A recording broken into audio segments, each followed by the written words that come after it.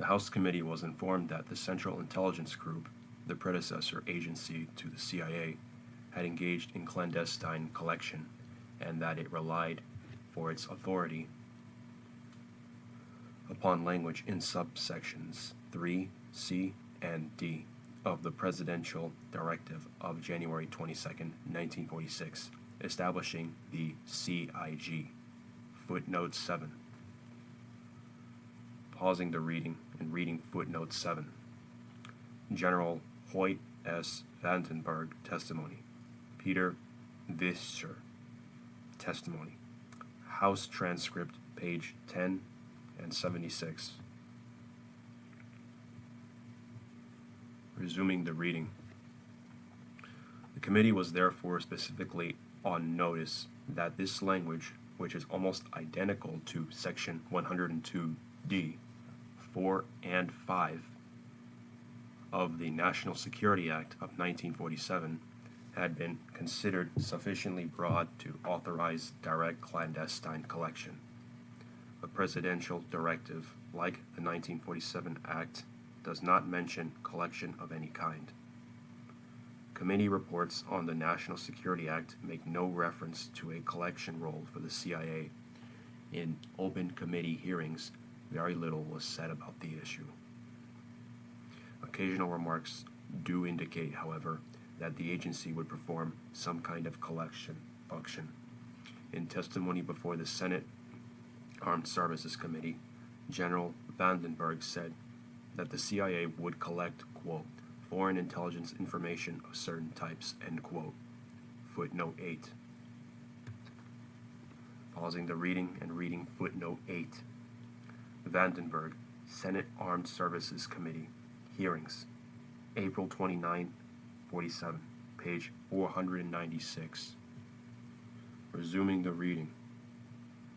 Earlier in his testimony, General Vandenberg had referred to, quote, certain activities, end quote, which intelligence agencies such as the CIA, military intelligence, and the FBI could not, quote, expose to the public gaze, end quote. Footnote 9. Pausing the reading and reading footnote 9. IBID, page 492. Resuming the reading. General Vandenberg had spoken with some specificity of the need for centralizing clandestine collections in the CIA before both the House and Senate committees in closed session. It can be assumed that these additional remarks, which were released to the public, referred to clandestine collection as well. End of page 134, beginning page 135. Little more was said in public. During the House floor debates, Rep. Busby, a member of the Committee on Expenditures, expressed objection to clandestine collection by the CIA, and he said he hoped the bill would be amended to prohibit such activity. Footnote 10. Pausing the reading and reading footnote 10. 93 Cong. Rec. 9404, 1947.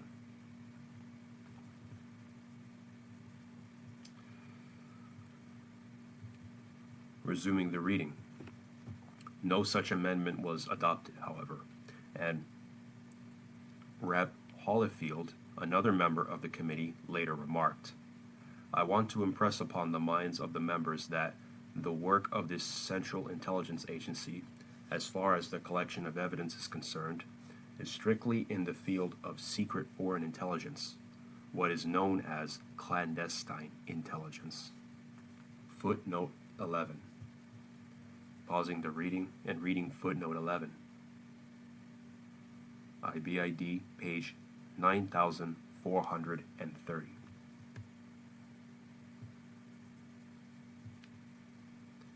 Resuming the reading. The remarks of Representatives Busby and Holyfield indicate that it was anticipated that the authority conveyed by the bill extended to clandestine collection by the CIA. Still, later in the floor debate, however, Rep. Patterson stated that while he clearly wanted, quote, an independent intelligence agency working without direction by our armed services, with full authority in operational procedures, end quote, he knew that it was, quote, impossible to incorporate such broad authority in the bill now before us, end quote. Footnote 12. Pausing the reading and reading footnote 12. IBID, page 9447. Resuming the reading. Patterson may have been expressing regret that the National Security Act did not authorize the CIA to engage in direct collection of intelligence. He may have been expressing the view that the act would not give the CIA full independence in its operations from the armed services, or he may have been referring to what we now describe as covert action. Public references to collection are too obscure, and in some cases too ambiguous for the inference to be drawn that the full Congress specifically intended to authorize direct collection by the CIA. It would require an attentive legislator, alert to the full record, to be apprised of the possibility of CIA participation in this activity through the public hearings and debates. But the language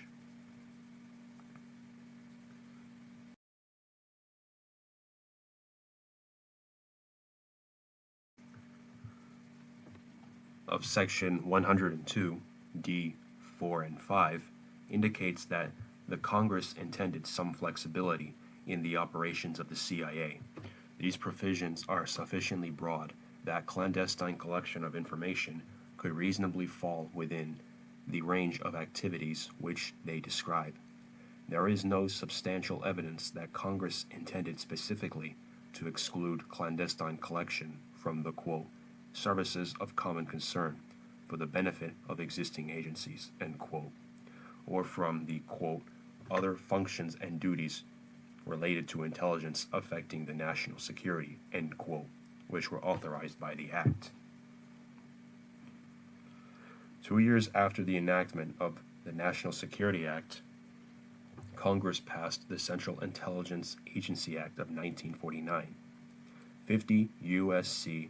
403A through 403J. The 1949 legislation was an enabling act. Technically, it contributed nothing to these kinds of activities, which the eighth agency was authorized to carry out. Its enactment, however, sheds some light upon what Congress thought it had authorized in 1947. There was no doubt that the purpose of certain provisions of the 1949 Act was to protect clandestine activities of the CIA.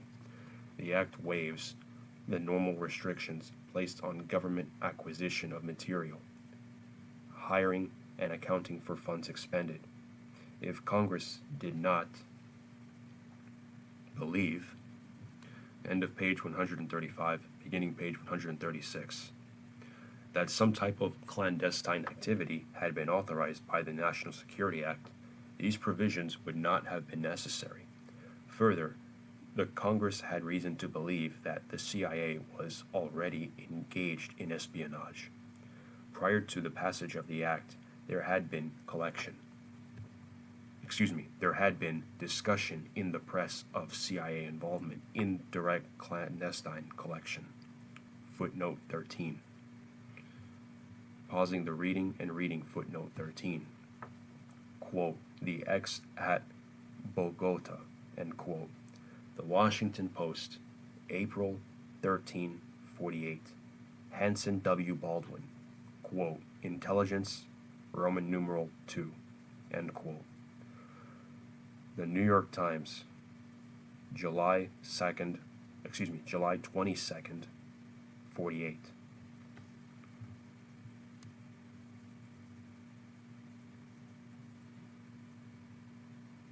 Resuming the reading. Clandestine collection was specifically discussed in closed hearings on the Act, footnote 14. And finally, in floor debates, members of Congress referred to the legislation as, quote, an espionage bill, end quote. Footnote 15. Pausing the reading and reading footnotes. Footnote 14. Jen Hoyt S. Vandenberg. Testimony. House Armed Services Committee hearing on H.R. 5871, April 8, 48. The CIA Act was not passed by the 80th Congress in 1948, but the same bill reported by the House Armed Services Committee in 1948 was enacted by the 81st Congress in 1949. Reading footnote 15. 95 Cong. REC. 1946, 1947, 1949.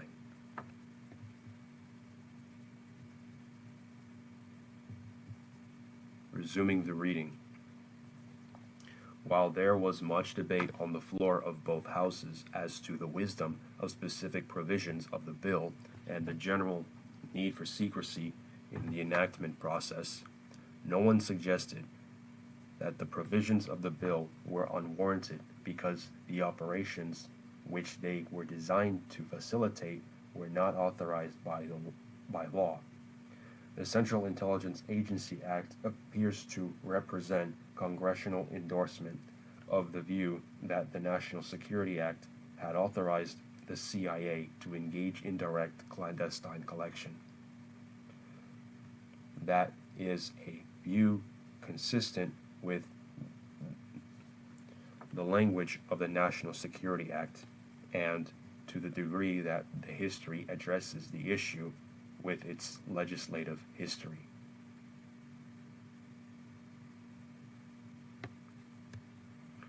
B. Covert action.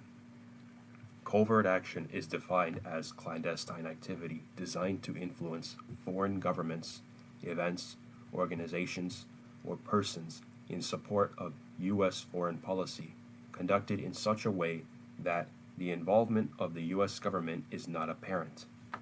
In its attempts directly to influence events, it is distinguishable from clandestine intelligence gathering, often referred to as espionage. It has been argued that authority for the CIA to conduct covert action can be found in the 1947 National Security Act, the 1949 Central Intelligence Agency Act, and the post-enactment interpretation of those acts by Congress and the executive. The National Security Act contains no reference to covert action. Section 102 D.5 of the Act has been cited, however, as the statutory basis for covert action. That paragraph prohibits that the agency shall, quote, perform such other functions and duties related to intelligence affecting the national security as the National Security Council may, from time to time, direct, end quote. Paragraph 5 was cited by the National Security Council in authorizing covert action by the CIA in NSC-4-A and NSC 10/2. The language of 50 U.S.C. 403 D5 may in fact authorize a broad range of activities not otherwise specified in the Act. An important limitation on such authorization, however, is that the activities must be, quote, related to intelligence affecting the national security, end quote. Many covert actions are, quote, related to intelligence, end quote, in the sense that their performance is tied to clandestine intelligence operations. Uses the same methods, end of page 136, beginning page 137, and yields an intelligence product.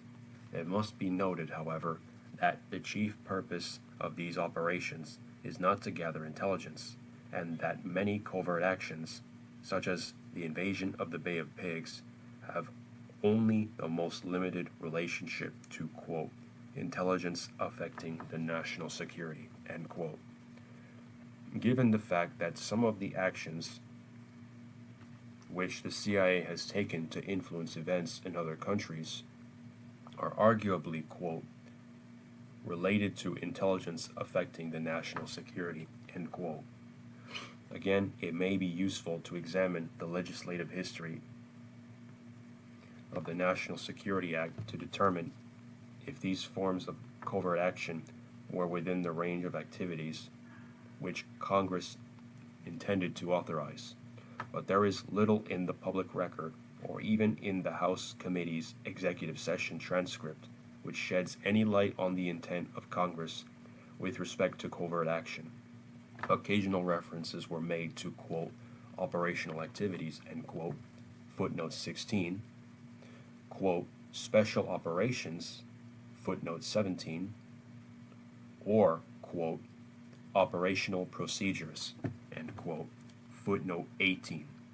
But the context of these remarks indicates that they were at least as likely to refer to the clandestine collection of intelligence as to covert action.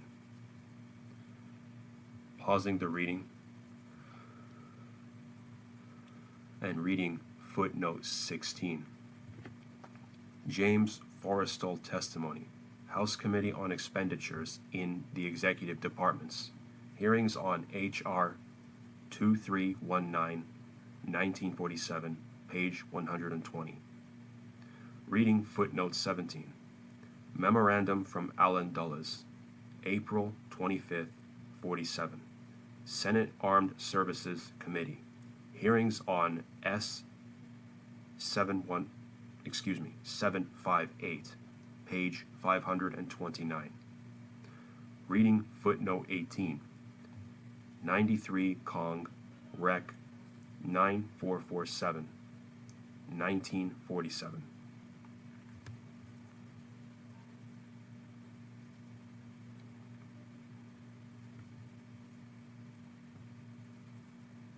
Resuming the reading. In any case, these terms were never used in such a way as to indicate clearly that the Congress intended to authorize the activities which they encompassed. A memorandum by the CIA's General Counsel, written soon after the passage of the Act, concedes that the legislative history contains nothing to show that Congress intended to authorize covert action by the CIA. Footnote 19. Pausing the reading and reading footnote 19. Memorandum from the CIA General Counsel to the Director. September 25th, 47.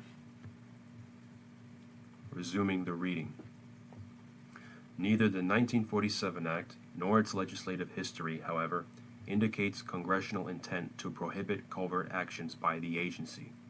As previously noted, the executive had intended from the outset that the CIA would engage in clandestine collection of intelligence. The flexibility which 50 U.S.C. 403 D5 conveyed to the agency, together with the capacity to act in secret, which was being developed in connection with its clandestine collection function, made the CIA an attractive candidate to carry out these additional sensitive operations.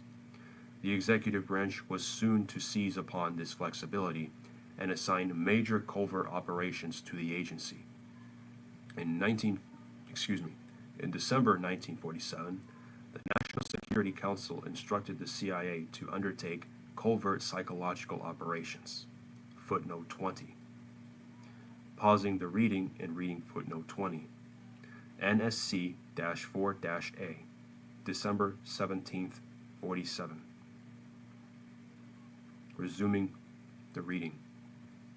6 months later, the NSC vastly expanded the range of covert activities authorized to include propaganda, economic warfare, preventative direct action, including sabotage, anti-sabotage, demolition, and evacuation measures, subversion against hostile states, including assistance to guerrilla and refugee liberation groups, and support of indigenous anti-communist elements in the threatened countries of the free world. Footnote 21. Pausing the reading and reading footnote 21. NSC Directive, June 18th, 48. Resuming the reading. Under the authority of 50 U.S.C. 403 D5, there was established an Office of Special Projects to conduct covert actions. Footnote 22. Pausing the reading and reading footnote 22. IBID. End of page 137, beginning page 138. All of this occurred prior to enactment of the Central Intelligence Agency Act in 1947. As noted previously, the CIA Act included provisions, the clear purpose of which was to protect the security of secret operations. What is not clear is whether these operations were meant by the Congress to include covert action as we now understand the term. By 1948, the CIA was already engaged in a variety of covert actions. In seeking passage of the Central Intelligence Agency Act, the executive anticipated that its provisions would facilitate these operations, as well as covert collection. Remarks in the executive session of the House Committee on Armed Services indicate that such operations were used to justify passage of the Act, and that this committee knew that plans for covert action were then pending, which the Act was necessary to implement. Footnote 23. Pausing the reading and reading footnote 23. Vandenberg, House Armed Services Committee hearings on H.R. 5871, April 8th, 48. Resuming the reading. There is no evidence that the full Congress, on the other hand, knew or understood the range of clandestine activities, including covert action, which the executive was undertaking. The committee reports on the bills that were to become the Central Intelligence Agency Act include no reference to covert action, and the floor debates do not indicate that the Congress knew that covert action, as opposed to clandestine intelligence gathering, was being or would be undertaken by the CIA. Footnote 24. Pausing the reading and reading footnote 24. It was remarked in the House debates, however, in the context of a discussion of intelligence gathering, that, quote, in spite of all our wealth and power and might, we have been extremely weak in psychological warfare, notwithstanding the fact that an idea is perhaps the most powerful weapon on this earth. End quote. 95 Kong, REC, 1947-1949. Resuming the reading. Thus, while the very nature of some of the provisions of the 1949 Act indicates that the Congress assumed that the CIA would engage in some clandestine activities, and while the legislative history of that act indicates that these operations were expected to include espionage, there is nothing in the legislation or its history to indicate that the full Congress meant by the act to facilitate covert action. It has been suggested that congressional provision of funds to the CIA indicates congressional approval of or authorization for the CIA's conduct of covert action. Such a premise was offered in a 1962 internal memorandum of the agency's General Counsel, footnote 25, and in a Justice Department memorandum dated 2 days later, footnote 26. Pausing the reading and reading footnote 25. Memorandum from the CIA General Counsel to the Director, January 15th, 62, page 2. Reading footnote 26. Memorandum, Office of Legislative Counsel, Department of Justice, January 17th, 62, pages 12 to 13. Resuming the reading. In December 1975, this argument was made publicly by the special counsel to the director of the CIA in testimony before the House Select Committee on Intelligence. The special counsel said that, given, quote, CIA reporting of its covert action programs to Congress and congressional appropriation of funds for such programs, end quote, the, quote, law is clear that, under these circumstances, Congress has effectively ratified the authority of the CIA to plan and conduct covert action under the direction of the President and the National Security Council, end quote. Footnote 27. Pausing the reading and reading footnote 27. Testimony of Mitchell Rogovin, Special Counsel to the Director of Central Intelligence. House Select Intelligence Committee hearings, December 9th, 75, pages 1735 to 1736. Resuming the reading. The principal problem with this analysis is that the CIA has not reported its covert action programs to Congress as a whole, but only, end of page 138, beginning page 139, to a few members of a few committees of Congress. Small subcommittees of the Armed Services and Appropriations Committees in each House were briefed to some extent on these activities until 1974, when the Foreign Assistance Act was amended to require that 6 committees of Congress be informed with respect to those foreign activities of the CIA which are not intended solely for obtaining necessary intelligence.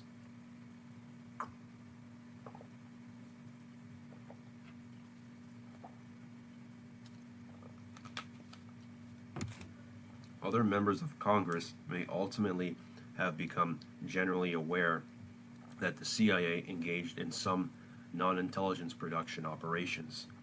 The role of the CIA in the Bay of Pigs operation, for example, was widely known. Still, it cannot be said that Congress as a whole, knowing that the agency made a practice of covert actions, ratified such operations by appropriating funds for them.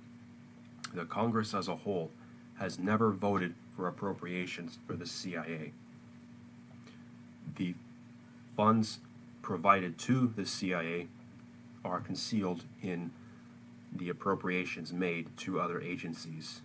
They are then transferred to the CIA. Sorry, let me read that again. The funds provided to the CIA are concealed in the appropriations made to other agencies. They are then transferred to the CIA pursuant to the provisions of the CIA Act of 1949, with the approval of the OMB and selected members of the appropriations committees. Congress as a whole has known neither how much the CIA would receive nor where the funds which would be transferred to the CIA were concealed. A question has been raised as to whether the CIA is even, quote, appropriated, end quote, funds pursuant to constitutional requirements. Footnote 28. Pausing the reading and reading footnote 28. Elliot Maxwell, quote, the CIA's secret funding and the Constitution, end quote. Yale Law Journal, Volume 84, 1975, pages 608 to 636.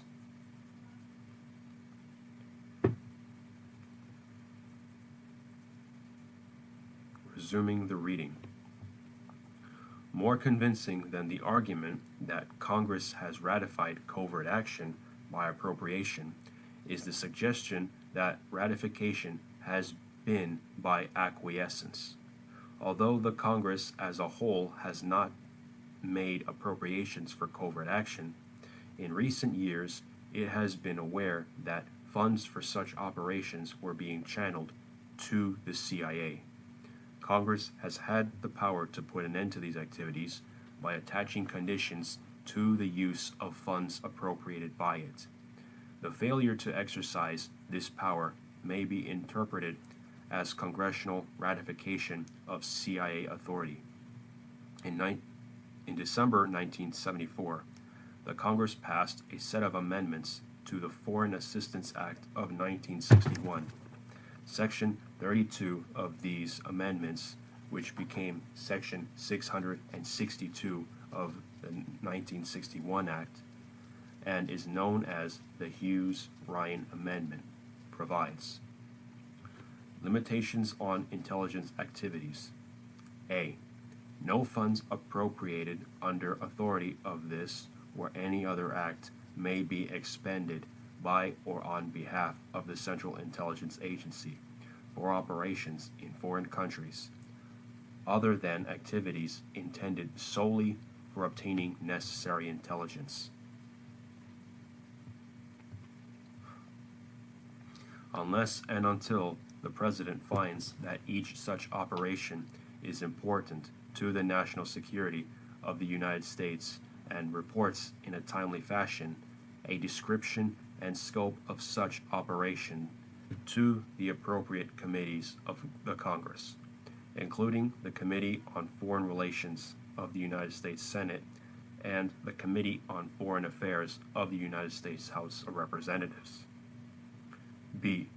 The provisions of subsection A of this section shall not apply during military operations initiated by the United States under a declaration of war approved by the Congress or an exercise of powers by the President under the War Powers Resolution 22 U.S.C.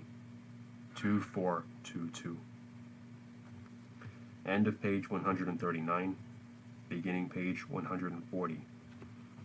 The Hughes-Ryan Amendment was cited by the Special Counsel to the Director of the Central Intelligence Agency when he appeared before the House Select Committee on Intelligence to argue that Congress has, quote, both acknowledged and ratified the authority of the CIA to plan and conduct covert action, end quote. He said that the provision, quote, clearly implies that the CIA is authorized to plan and conduct covert action, end quote. Footnote 29. Pausing the reading and reading footnote 29. Rogovin House Select Committee on Intelligence Hearings, December 9th, 75, page 1737.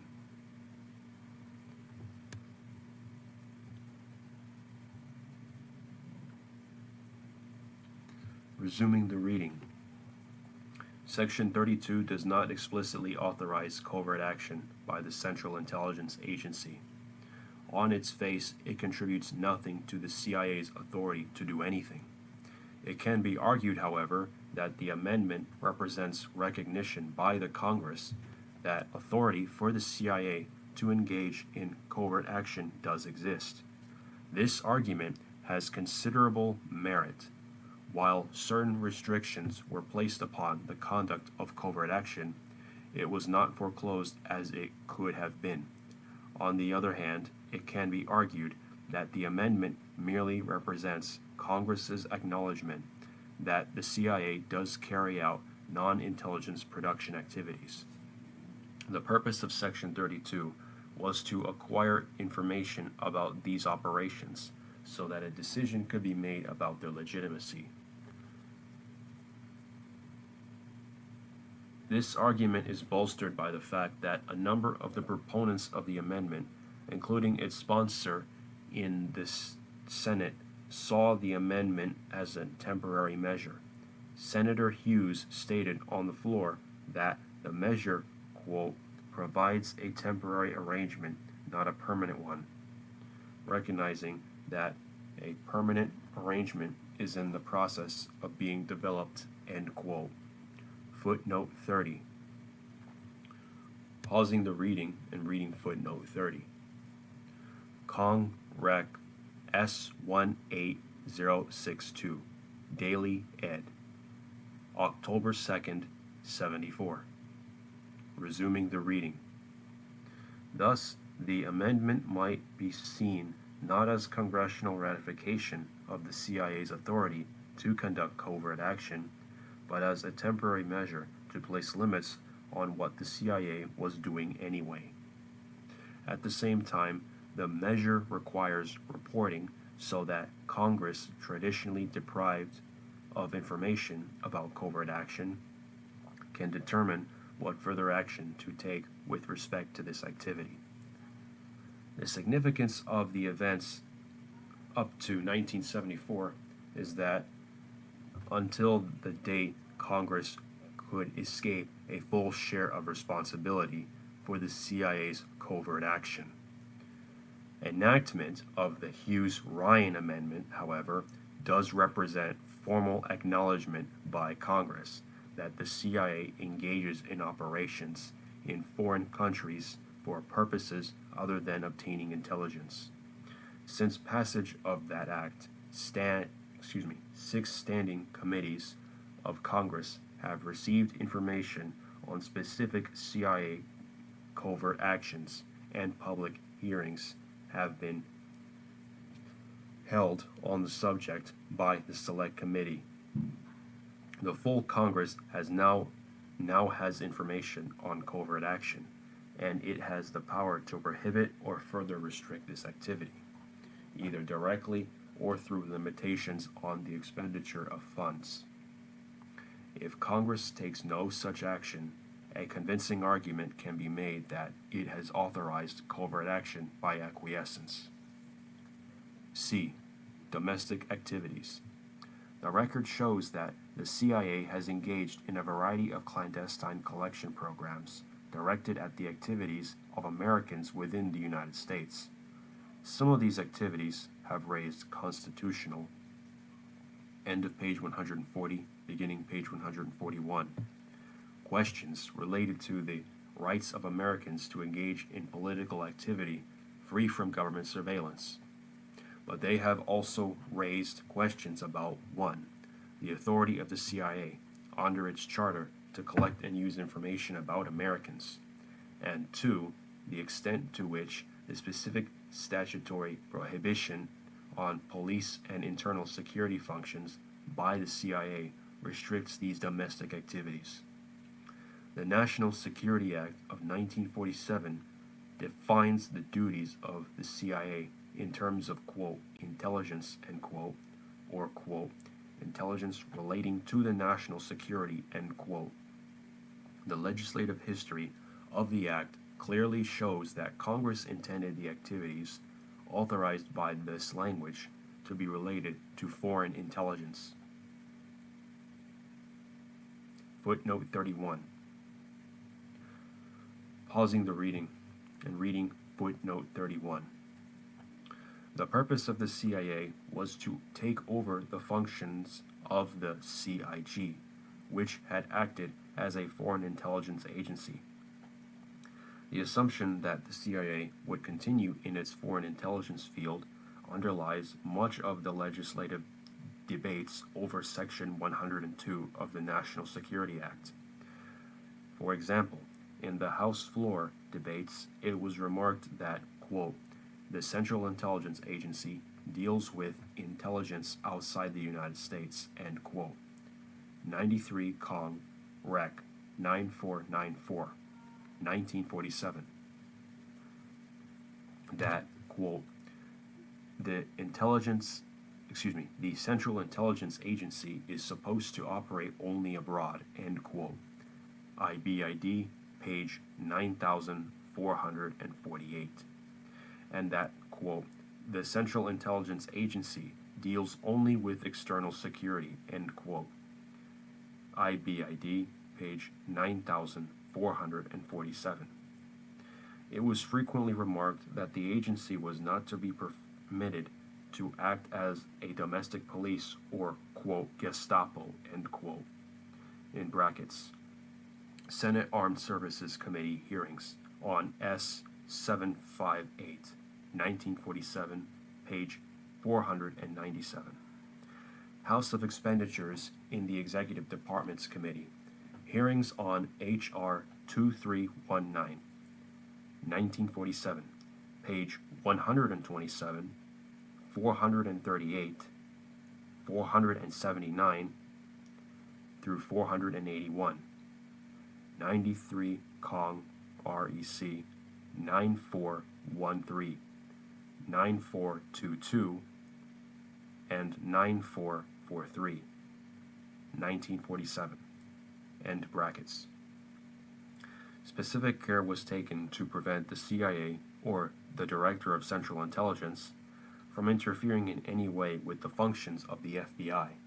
C 50 USC 403E and 93 Cong REC 9447 through 9448, 1947, end brackets.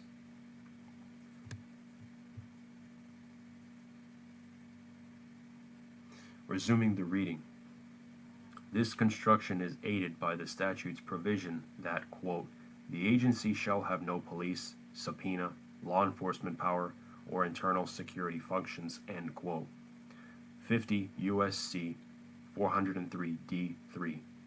In recent years, however, the executive branch has interpreted foreign intelligence broadly to include intelligence programs, the purpose of which is to determine foreign influence on dissident domestic groups. These programs have involved intelligence gathering within the United States, directed at United States nationals. They have continued under presidential orders, even when no significant foreign connections were found, even if these investigations had been based at the outset upon specific evidence of contact between domestic groups and hostile foreign governments or powers.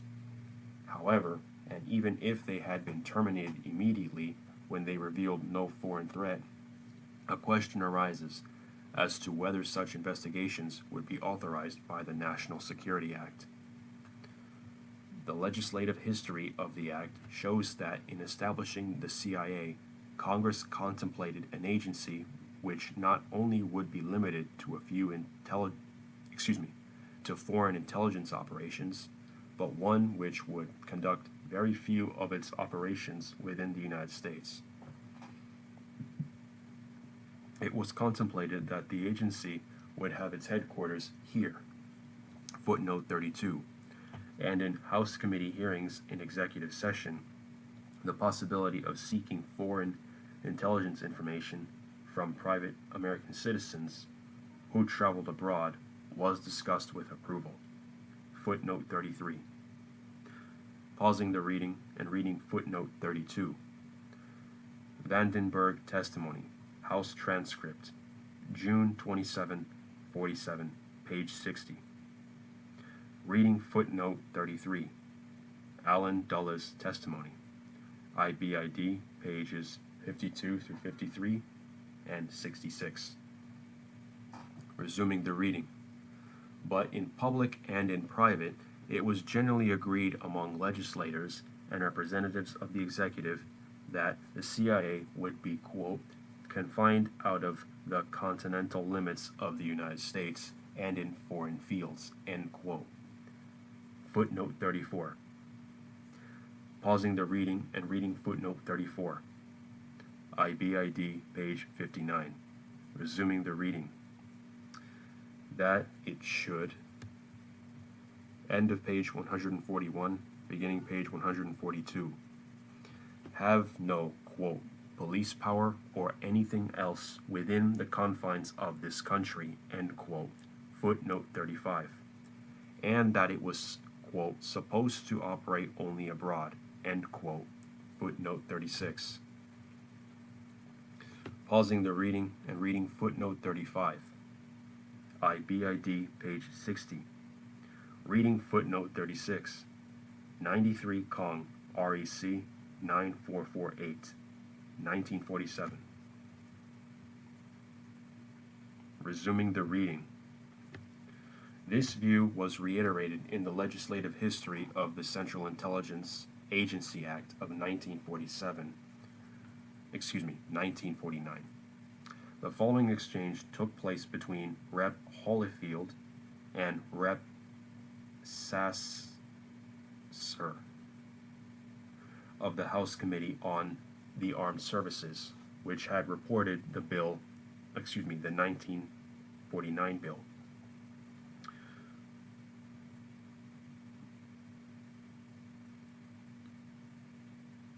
Mr. Holyfield says, I would like to question the gentleman from Missouri. On page 4 of the report, subsection 5B, it is provided that an employee, while in this country on leave, may be assigned to temporary duty in the United States for special purposes or reorientation prior to returning to foreign service. In the original unification bill passed through the Committee on Expenditures, of which I am a member, we had the setting up of this CIA. It was clearly brought out at the time that no internal security work of any kind would be done by the CIA, that all of its intelligence work would be done in a foreign field. In view of this particular paragraph here, I want to be assured at this time that such special duties as are mentioned here or reorientation do not apply to security functions in the United States. Mr. Sasser speaking. Mr. Speaker, if the gentleman will yield, I will say to the gentleman that is correct. That this bill is in no wise directed to internal security. If they come back here, it is purely a matter of leave and reorientation and training to go back to their work in foreign countries. 95 Kong, REC, 1947 to 1948, in parentheses, 1949, end parentheses. The bill, which had been submitted by the executive to establish the agency in 1947, incorporated by reference the provisions of the Presidential Directive of January 22, 1946, which established the CIG and provided that it would have, quote, no police, law enforcement, or internal security functions, end quote. Footnote 37. Pausing the reading and reading footnote 37. The Presidential Directive also specified at Section 9 that, quote, nothing contained herein shall be construed to authorize the making of investigations inside the continental limits of the United States and its possessions except as provided by law and presidential directives, end quote. According to Lawrence Houston, this provision had been added to the directive at the request of the FBI, which was concerned that the CIG should not become involved in investigating subversive groups in the United States. It was not included in the statutory draft, however, because of an agreement between the CIG and the FBI that CIG could gather foreign intelligence within the United States from such sources as businessmen who traveled abroad. Lawrence Houston testimony, in parentheses, Lauren Houston testimony, President's Commission on CIA Activities, March 1775, pages 1656 to 1657, end parentheses. Resuming the reading. Partly in an effort to ensure that the CIA did not exceed the bounds which Congress contemplated for its activities, the bill was amended to include this prohibition and other provisions of the 1946 directive in its text. Members of the Congress Members of Congress were concerned that the directive could be amended without consulting Congress to assign to the CIA responsibilities which would affect the rights of the American people. Footnote 38. Pausing the reading and reading footnote 38. Dulles testimony, House transcript, June 27, 47, pages 57 to 58. When General Vandenberg was consulted about this possibility in executive session of the House Committee on Executive Expenditures, he responded, quote, "No, sir, I do not think there is anything in the bill, since it is all foreign intelligence, that can possibly affect any of the privileges of the people of the United States," end quote. But Congress continued to be concerned about the potential for a secret domestic police in the CIA. As Rep. Brown responded to General Vandenberg, quote, "There are a lot of things that might affect the privileges and rights of the people of the United States that are foreign, you know," end quote. In parentheses, Vandenberg testimony, IBID, page 32, in parentheses. End of page 142, beginning page 143.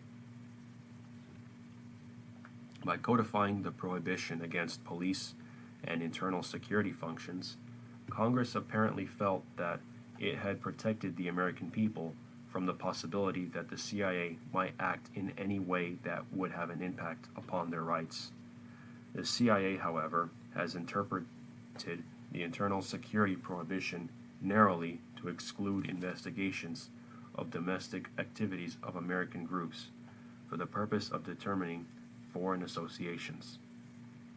But history indicates that at the time of enactment of the National Security Act, threats to, quote, internal security, end quote, were widely understood to include domestic groups with foreign connections. Investigations by the FBI of American groups with no such connections, in fact, have been a recent phenomenon.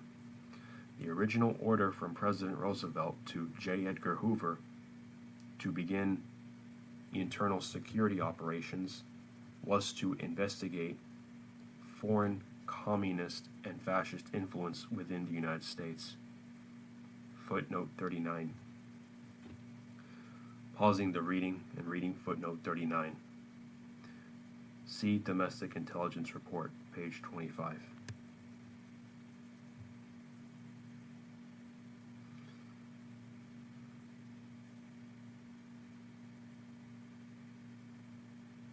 Resuming the reading. There is no evidence that by 1947 these investigations were considered foreign intelligence. The CIA's domestic intelligence programs have not relied for their authority solely upon the premise that the agency's mandate to engage in foreign intelligence activities include information gathering on foreign contacts of domestic groups. As authority for some of its operations with the United States, the agency has relied upon Section 102(d)(3) of the National Security Act, which charges the Director of the Central Intelligence with responsibility to protect intelligence sources and methods from unauthorized disclosure. Footnote 40. Pausing the reading and reading footnote 40. See detailed report on Chaos Report. Resuming the reading. The CIA has constructed the sources and methods language broadly to authorize investigation of domestic groups whose activities, including demonstrations, have potential, however remote, for creating threats to CIA installations, recruiters, or contractors. In the course of carrying out these investigations, the agency has collected general information about the leadership, funding, activities, and policies of targeted groups. These activities have raised serious questions as to 1. Whether such a broad interpretation of the sources and methods language is consistent with the intent of Congress in enacting that provision, and 2, again, whether such an interpretation is consistent with the statutory prohibition against conduct by the CIA of internal security functions. The sources and methods language was discussed only briefly in the recorded legislative history of the National Security Act. As originally drafted, the proposed act had charged the director with, quote, fully, end quote, protecting sources and methods. In the House Committee executive session, however, Vandenberg suggested that the director could not possibly, quote, fully, end quote, protect sources and methods, and the word, quote, fully, end quote, was subsequently dropped. Footnote 41. Pausing the reading and reading footnote 41. Vandenberg testimony, House transcript, June 27, 47, page 28. Resuming the reading. According to the former general counsel to the CIA, who was privy to many of the discussions and debates on the legislation as it was being prepared, the purpose of the sources and methods provision was essentially to allay concern in the military services that the agency would not operate with adequate safeguards to protect the service's intelligence secrets. Footnote 41. Pausing the reading and reading footnote 41. Houston, President's Commission on the CIA, March 1775, pages 1654 to 1655. Staff summary of Lawrence Houston interview, June 11, 75. Resuming the reading. Despite congressional, end of page 143, beginning page 144. Concern expressed again and again during hearings and floor debates on the bill that the CIA was to have no potential for infringing upon the rights of American citizens, and that it was to be virtually excluded from acting within the United States. No one questioned whether the sources and methods language would raise problems in this area. The lack of interest in the provision suggests that it was not viewed as conveying new authority to investigate. Rather, it charged the Director of Central Intelligence Agency with the responsibility to use the authority which he already had to protect sensitive intelligence information. This could mean implementing strict security procedures within CIA facilities and conducting background investigations of CIA personnel. In parentheses, although, according to the former agency general counsel, the CIA first requested that the FBI perform this investigative function. J. Edgar Hoover refused to assume this responsibility on the grounds of insufficient personnel within his own bureau. Footnote 42, end parentheses. Pausing the reading and reading footnote 42. Houston, President's Commission on CIA Activities within the United States, March 1775, pages 1655 to 1656. Resuming the reading. Given the prohibition against internal security functions, it is unlikely that the provision was meant to include investigations of private American nationals who had no contact with the CIA, on the grounds that eventually their activities might threaten the agency. End of page 144. Beginning page 145. And I intend to stop here for this recording.